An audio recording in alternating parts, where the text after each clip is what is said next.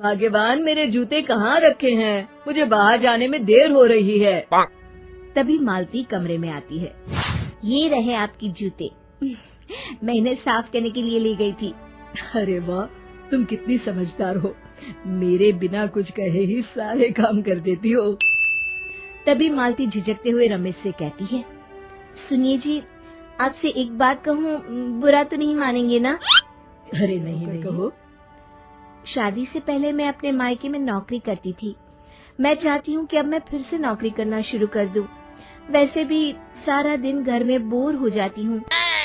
देखो मालती, तुम्हारे नौकरी करने से मुझे कोई ऐतराज नहीं है, लेकिन तुम्हें एक बात बता दूं, हमारे खानदान में आज तक कभी किसी औरत ने नौकरी नहीं की।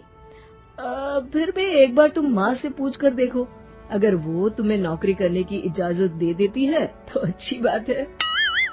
रमेश वहाँ से चला जाता है। फिर उसी शाम मालती अपनी सास के पैर दबा रही होती है।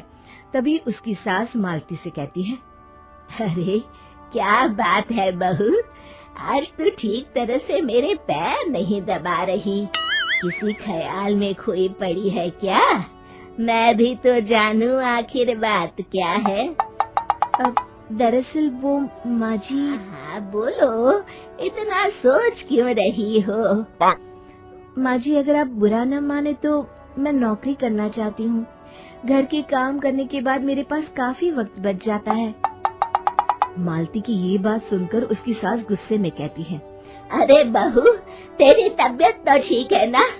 आज ये कैसी बहकी बातें कर रही है? भला हमारे खानदान में आज तक कभी किसी औरत ने नौकरी की है जो तू नौकरी करने की बात कर रही है? हैं? अरे बहू, तू क्या रिश्तेदारी में हमारी नाक कटाना चाहती है?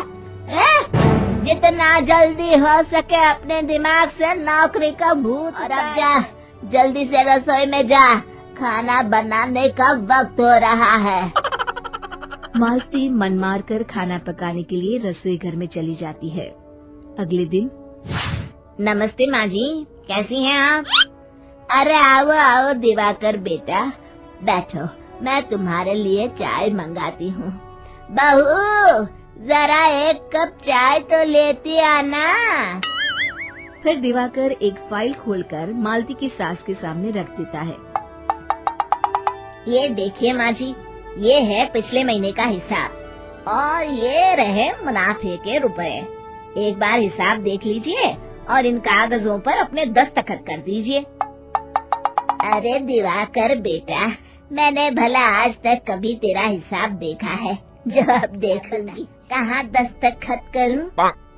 तभी मालती चाय लेकर वहाँ आ जाती है और अपनी सास को बिना कागजातों को पढ़े इस तरह लापरवाही से दस्तखत करते हुए देखकर हैरान रह जाती है। अच्छा माँ जी, अब मैं चलता हूँ, फैक्ट्री में बहुत काम है। फिर दिवाकर वहाँ से चला जाता है। कुछ दिनों बाद मालती बाजार में कुछ सामान खरीद रही होती है। तभी एक बूढ़ा आदमी उसे आवाज देता है, अरे मालती बेटी, कैसी हो? मुझे पहचाना? मैं तुम्हारी कंपनी में मुनीम का काम करता हूँ। हाँ चाचा जी, मैं आपको बिल्कुल पहचानती हूँ। कहिए, कैसे हैं आप? मैं तो ठीक हूँ। कंपनी में कुछ भी ठीक नहीं चल रहा, यहाँ तक कि हमें ठीक वक्त पर तनख्वाह भी नहीं। ये आप क्या कह रहे हैं? अब क्या बताऊँ, आप लोग तो कभी हिसाब किताब देखने दफ्तर आते नहीं। मेरी मानो तो एक बार आप लोग दफ्तर आकर सारा हिसाब किताब देख लो, आपको असलियत पता चल जाएगी।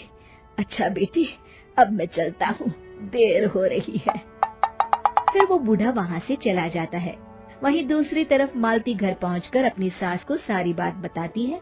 तभी वहाँ रमेश भी आ जाता है, लेकिन मालती की सास मालती की किसी भी बात पर विश्वास नहीं करती। तभी रमेश कहता है, अरे माँ, बिना आग के कभी धुआं नहीं उठता। जब मालती इतना कह रही है तो हमें एक बार दफ्तर चलकर, ऐसे भी हम लोग काफी दिन से अपने दफ्तर नहीं गए हैं। इस तरह किसी एक आदमी के भरोसे काम छोड़ना मुझे भी ठीक नहीं लगता। अगले दिन वे सभी अपने दफ्तर पहुंचते हैं और सीधे दिवाकर के कैबिन में जाते हैं। अचानक सबको एक साथ देखकर दिवाकर चौंक जाता है। अरे माँ जी, आप सब लोग अचानक यहाँ कैसे आ गए?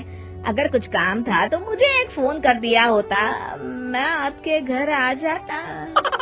तभी मालती की सास कहती है, अरे दिवाकर बेटा, आज मैं हिसाब देखने दफ्तर आई हूँ, जरा मुझे पिछले 6 महीनों का हिसाब दिखाना तो बेटा। दिवाकर घबराते हुए हिसाब की फाइल मालती की सास को देता है। मालती की सास फाइल लेकर मालती को देती है और कहती है, ले बहू, देख ले हिसाब। मालती फाइल को बड़े गौर से देखती है और अगले ही पल समझ में आ जाती है। वो अपनी सास से कहती है, माँ जी, मुनीम चाचा बिल्कुल सही कह रहे थे। हमारी कंपनी में पिछले 6 महीनों में जितना मुनाफा हुआ है, हमें उसका आधा पैसा भी नहीं मिला। यूँ समझ लीजिए कि 1 रुपये में सिर्फ चवन्नी ही हमारे हाथों में आई है। मालती की बातें सुनकर मालती की सास गुस्से से दिवाकर को पूछती है, क्यों दिवाकर, मेरी बहू जो कह रही है वो सच है? दिवाकर समझ जाता है आज उसका भांडा फूट चुका है। वो गिड़गिड़ाते हुए कहता है, मुझे माफ कर दीजिए माँ जी, मैं पैसों के लालच में अंधा हो गया था। अरे वाह दिवाकर, तू तो 1 नंबर का चोर निकला। इतने दिनों से मैं तुझ पर आंख बंद करके भरोसा करती रही और तू मुझे ही चुना लगाता रहा। अभी के अभी निकल यहाँ से और दोबारा अपनी शक्ल मत दिखाना। जाता है दिवाकर। मालती की सास मालती को शाबाशी देते हुए कहती है, बहू, आज मैं समझ गई कि पढ़ाई लिखाई हमारी जिंदगी में कितनी जरूरी है। मैं बहुत किस्मत वाली हूँ जो मुझे तुझ जैसी बहू मिली है।